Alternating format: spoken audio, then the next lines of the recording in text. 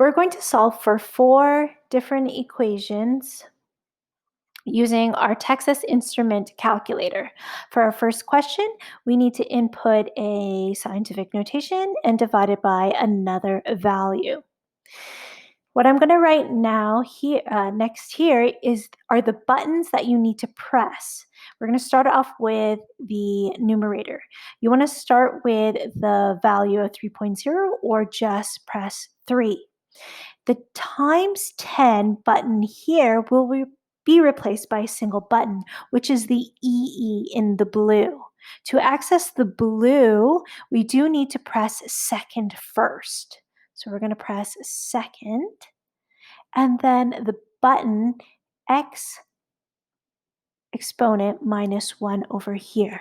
And those 2 buttons will take us to the EE function, which is times 10. So we don't have to manually input times and then 10 to the power of. These 2 buttons replace all of those buttons.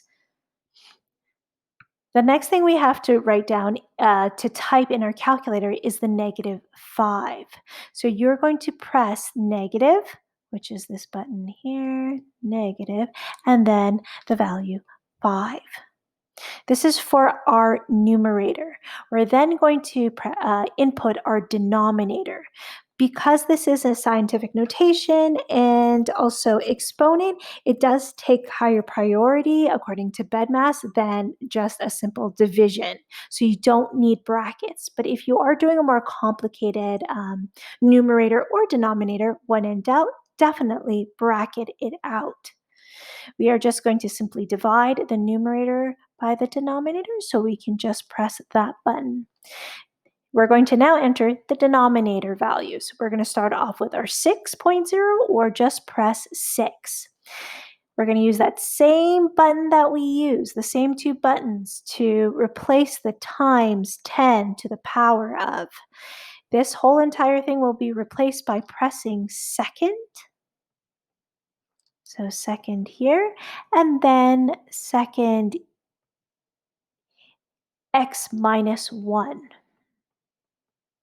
Over here, x exponent -1. And that will take us to writing now the 7. We don't have to write negative. We just can type in 7. We press that equal sign, and what we should get is, and I'll write the answer down here, 5 times 10 to the power of -13.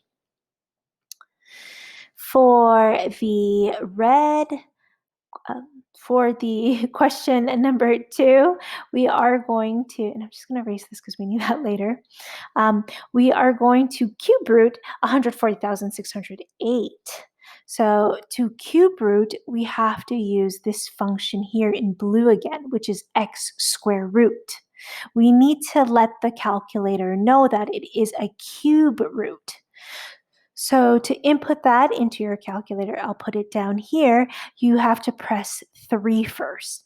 Then to access this button here, you do have to press second again. So we need to press the second button.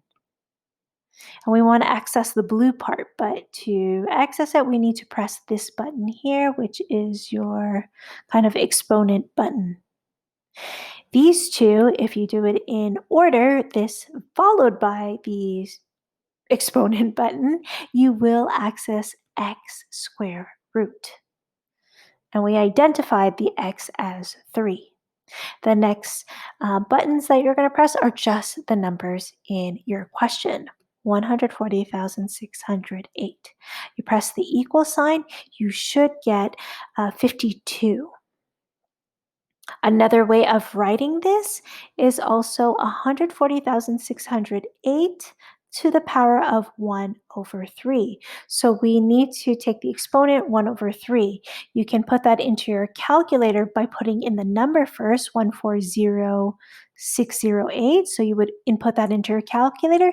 Then you can press, and I'll try and do a different design, the exponent button, and then in bracket, so bracket 1 divided by 3 and bracket. When you put that into your calculator, press the equal sign, you should get the value of 52 as well. To use the logarithmic function and apply it to this value here, you're just going to press the log button first. So again, these are the buttons that you're going to press to answer this question. The log button is found right underneath that second button, but because it's the main button, you just have to press log. Then you input your number, which is 1.0 or just 1. And then again, the times 10x, you can replace it with second. The second button, x minus 1, and then you can put in your negative 13, which is a negative 1, 3. So button is negative and then 13.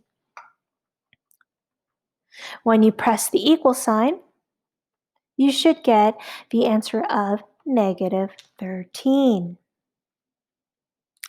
The last question over here, you need to take 10 exponent negative 2.5. The base is 10.